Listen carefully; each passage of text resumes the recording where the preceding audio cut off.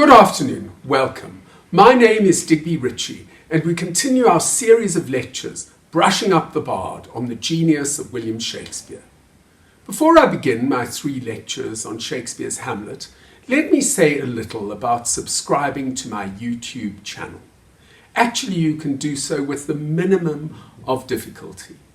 It does not cost anything, and you do not have to give me personal information, even so much information as an email address. Subscribing to my channel simply means that you have privileged access to all my lectures, all my analysis. So, if you do so, you will enable me to expand all the opportunities I have for enriching your English and assisting you to engage with literature ranging from Shakespeare to Emily Dickinson, poetry analysis to language. So please do so. Do so as soon as possible, for I would like to give as much as possible to you as I can. And now let us launch into our analysis of Shakespeare's great text, Hamlet, one of his most complex and hotly debated works. I do not claim that my interpretation of Hamlet is a definitive interpretation. That would be absolutely absurd. I simply wish to offer to you all some views of what this text is all about, to analyze the character of its very, very complex protagonist, and to look at many of the devices that Shakespeare uses in order to communicate his very profound themes. According to scholars, stylistic evidence suggests that Hamlet was written in about 1600. There is a fascinating early reference to a production of Hamlet on board a ship in September 1607. The ship in question was the East India Company's ship, the Dragon, and Captain Keeling of the Dragon, obviously a rather cultivated man, allowed 2 performances of Hamlet to take place on board. The second performance was while the ship continued its voyage. It had previously been anchored at Sierra Leone, but while it continued its voyage, the second performance of Hamlet took place because Captain Keeling insisted that such a production distracted the sailors from idleness, unlawful games, or sleep. One could say that ever since, Hamlet has distracted millions of people from idleness, unlawful games, or sleep. And in fact, the melancholy prince has been presented in such a variety of ways that it is quite bewildering, awe-inspiring even, as one attempts to come to terms with them all. During the course of my theatre-going life, I have seen Albert Finney in the mid-1970s at the National Theatre as a rugged, forceful Hamlet. Interestingly, a man of action instinctively, but reined in by his considerable intellect. I have seen Richard Chamberlain as a dryly witty, Byronic Hamlet in a television production that had a very beautiful Goya-esque setting. I have, of course, seen Laurence Olivier in his much cut but very impressive 1948 film, playing Hamlet as a golden Nordic prince, undermined by intense Oedipal longings. I have seen Simon Russell Beale as a very Wildian Hamlet, a corpulent, jibing intellectual. And I must admit, I would have loved to have seen a mid-1960s production of the Royal Shakespeare Company in which David Warner played Hamlet as a 60s radical, even trailing a bright red revolutionary scarf. Certainly, there is a Hamlet for every age, and the character of Hamlet has been so hotly debated throughout the centuries. It has been said that there have been more books written about this enigmatic, multifaceted character than about any other character in world literature. But now let us look at the central issues, the themes of this extraordinary text. The opening of Hamlet stresses disorder in the state of Denmark. The sentry Francisco is sick at heart. Bernardo first delivers the challenge, "Who's there?" which should actually be delivered by Francisco, because Bernardo is relieving Francisco of his watch. Marcellus mentions the dreaded sight that has appeared on 2 previous occasions, and on cue, the dreaded sight, the ghost appears once more to harrow with fear and wonder all the observers. After the warrior ghost has departed with Martial's stalk, the doubting, rational Horatio stresses the fact that such an appearance underlines present disorder in the state and foretells future disorder. Horatio also speaks, laments in fact, of the heroic age that has gone, the age in which old Hamlet, Hamlet's father, fought his enemies in open conflict, even in personal combat. Our valiant Hamlet did slay this Fortinbras. Horatio also mentions historical examples of ghostly appearances to warn of catastrophes in the state.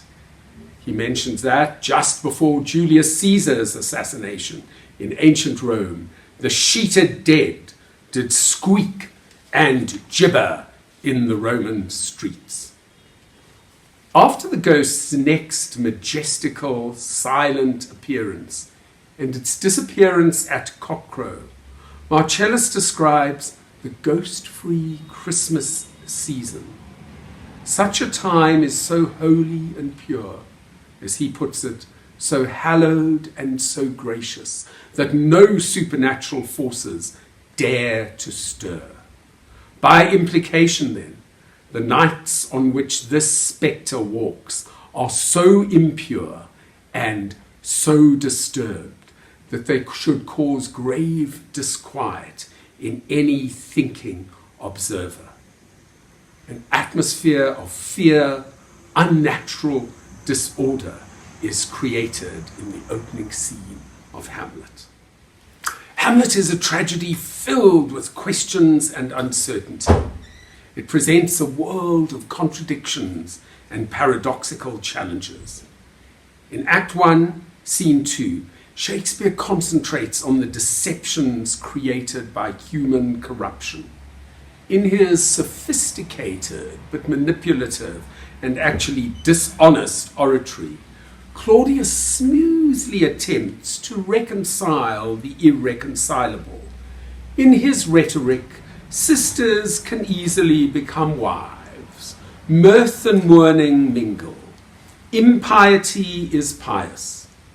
Certainly, Shakespeare's audiences recognize the fallen nature of humanity and the corruption of the earthly world. But lust, adultery, murder, and usurpation render the Danish court in Hamlet more out of joint than other nations, even in a sinful world. It is in a frighteningly corrupted, indeed morally inverted state that Hamlet is required to act, and act virtuously. It must be emphasized that the ghost's demands on Hamlet are contradictory, even paradoxical, for revenge itself is ambivalent. Revenge was defined by the Elizabethan philosopher Francis Bacon as a kind of wild justice. However, it is both justice and sin. Punishment, retribution for crime may be just, but the means of achieving the retribution are dubious, and inevitably they taint the avenger morally. So, revenge for private reasons is questionable, wild justice at best. But what of revenge for the good of the state? In Hamlet's case, private revenge would also rid Denmark of a murderous usurper? All these questions confront Shakespeare's most intellectual hero, who, out of love for his noble father and commitment to his country, has to strive to be both scourge, avenger, punisher, and minister, healer. The task Hamlet has to perform demands that he confront the truth in a world of terrifying ambiguities and menacing deceptions. Claudius smiles and smiles and smiles, yet is a villain. Polonius appears to be simply a garrulous, pompous old man, and yet he is a cunning, indeed unscrupulous servant of a corrupt king.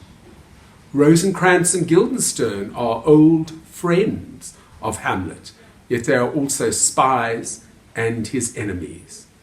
Ophelia appears to Hamlet to be treacherous, but could also be seen, as indeed she is in my interpretation of the text, as the innocent, despairing victim of her father's and Denmark's corruption. The complexity of the play is intensified by its focus on human responsibility and the role of fortune or chance. No character in Shakespeare's Hamlet is denied moral choice, but the play does contain many manifestations of the workings of fortune. Plans misfire and destroy plotters. The spying Polonius is stabbed behind the arras. Actions and motives are misjudged. Ophelia is condemned by Hamlet for being as fickle as his mother Gertrude, but she remains devoted to Hamlet as her anguished, "Oh, what a noble mind is here o'erthrown" outburst demonstrates. The chance arrival of the players at Elsinore and the chance discovery by Hamlet of Claudius at prayer influence the outcome of the action to a significant extent. All the major characters seem to be a pipe for fortune's finger to sound what stop she please, yet none is a mere puppet of mischance. After all, Claudius chooses not to repent. Polonius volunteers to spy for his corrupt master. Laertes allows himself to become Claudius's murderous puppet. Providence, which can be accurately defined as God's will, uses both fortune, arbitrary chance, and humanity's choices to establish justice and order. Ultimately, Hamlet himself regards the seemingly arbitrary events that save him from execution in England, the fact that he had his father's signet ring in his purse, the pirates' attack on his ship, etc., as the workings of a divinity that shapes our ends, rough hew them how we will. In the final scenes of the tragedy, Hamlet subscribes to a deeply religious view that fortune, chance, although it may employ mysterious and even to us human beings incomprehensible methods, is but one of the tools of an omniscient and all-knowing, omnipotent, all-powerful deity. In Hamlet, the truth of the biblical warning that the evildoer shall fall himself into his own pit, you will find that in Proverbs chapter 28, verse 10, and that the violent dealing of the sinner shall come down upon his own pate. You will find that in Psalms 7, verse 16, does seem to be demonstrated in Hamlet. But the tragedy of the play stems from the fact that evildoers are not the only victims. The noble and the innocent are destroyed as well. Hamlet, scholar, soldier, and Renaissance prince, the expectancy and rose of the fair state as Ophelia describes him, is destroyed in his pursuit of vengeance. And Ophelia herself, helpless victim of a corrupt father and a corrupted court, is driven to lunacy and doubtful death. Hamlet is summoned to be scourge and minister, and his father also instructs him to taint not his mind. Yet, as the tragedy demonstrates, the very pursuit of vengeance cannot fail to taint the avenger. The devious Polonius may deserve death, but Hamlet's slaying of him is not morally condoned in the play. Rosencrantz and Guildenstern, as Hamlet puts it with bitter mockery, are about as trustworthy as adders fanged. But Hamlet's arranging of their execution, although it is an act of self-defense, cannot be regarded as a virtuous deed. Indeed, Hamlet the text questions the entire revenge ethic, which was unthinkingly accepted by some Elizabethans, and is still accepted by many people in our own age who believe that vigilante violence, for example, can be justified. However, the prevailing Elizabethan view was certainly ambivalent. God's statement, "Vengeance is mine," was accepted by the pious, and private vengeance was thus regarded as a usurpation of God's powers. Yet, the code of private retribution to avenge supposed dishonor was acceptable, especially in aristocratic circles, and the problem of avenging the dishonor of a nation was regarded as a very complicated one. Hamlet, after all, is taking revenge in the interests of a corrupted kingdom. The play therefore presents revenge in all its complexity, but definitely shows how spiritually tainting revenge inevitably is. As Hamlet himself laments, it is indeed a cursed spite that he was chosen to be the avenger who puts an out-of-joint state and time to rights. While never entirely corrupted, Hamlet's virtue cannot escape calumny once he has embarked on the process of revenge. The tainting, tragically, is inevitable. Apart from the carnage at the end of the play, and in a popular MGM musical of the 1950s, it is described as a ghost and a prince meet and everything ends in mincemeat. Apart from the carnage at the end of the play, Hamlet is not a tragedy that overemphasizes physical suffering and violence. It is a deeply philosophical work, appropriately, since its protagonist is an aristocratic intellectual. And, as many critics have stressed, its central concern is with emotional and intellectual responses to events and situations. Audiences are, therefore, invited to question, debate, and judge for themselves the validity of various reactions and conclusions. At times we reject, at other times we accept. To give but one telling example, the attitudes and responses of both Polonius and Laertes towards Hamlet's supposedly unholy suits to Ophelia are presented to us.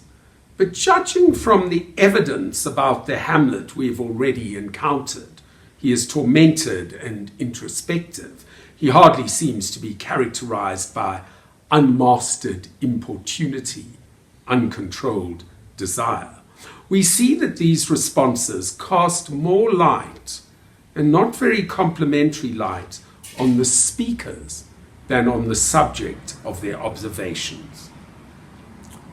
On the other hand, to give another example, we support Hamlet's emotional outburst after the player king's Hecuba's speech, his "Oh, what a rogue and peasant slave am I" soliloquy invites us to assess whether his delay arises from fear or from the necessity for profound and careful thought before one embarks on a course of action as spiritually damaging as revenge.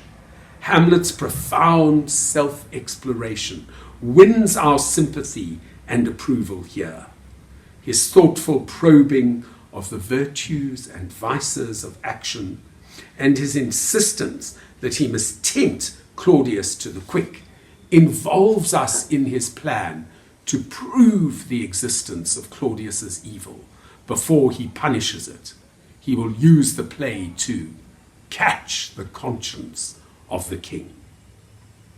So Hamlet is a tragedy in which most of the central characters reflect, generalize, and moralize.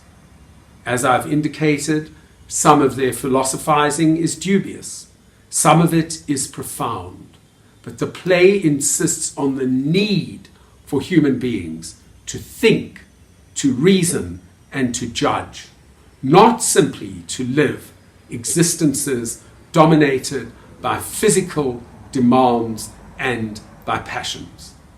The play confirms Hamlet's view that if human beings do no more than sleep and feed, that is, lead lives of mere appetite, they are no better than beasts.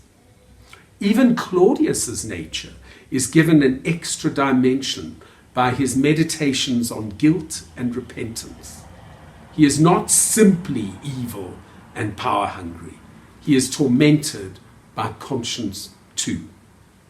And the treacherous, sycophantic Rosencrantz and Guildenstern also show a sense of the importance of ordered government when they explore the issue of power and authority and liken the death of a king to the fall of a massy wheel to boisterous ruin. They, however, are dedicated to service to the wrong authority. Polonius, at his most verbose, is a caricature of the philosopher. His words, as Gertrude dryly points out, show art, skill in rhetoric, but too little matter, meaning. Gertrude's announcement of the death of Ophelia is much more than a statement about the death. It is lyrical, descriptive, and compassionate. It indicates that, at times, Gertrude is capable of selfless sympathy. Thus, all the characters in Hamlet are imbued with complexity through the fact that they do ponder their actions and discuss their thoughts and feelings. The necessity of having and expressing thought and emotion is constantly emphasized in Hamlet. The most corrupt of characters is humanized by the ability to reason and to perceive. This would seem to be an appropriate point at which to conclude an introductory lecture, which was laying out the central concerns of this extraordinary, multifaceted play. The second lecture will focus in more detail on the character of Hamlet himself, and the third will look at the poetic devices that Shakespeare uses to communicate his profound meanings. Thank you very much.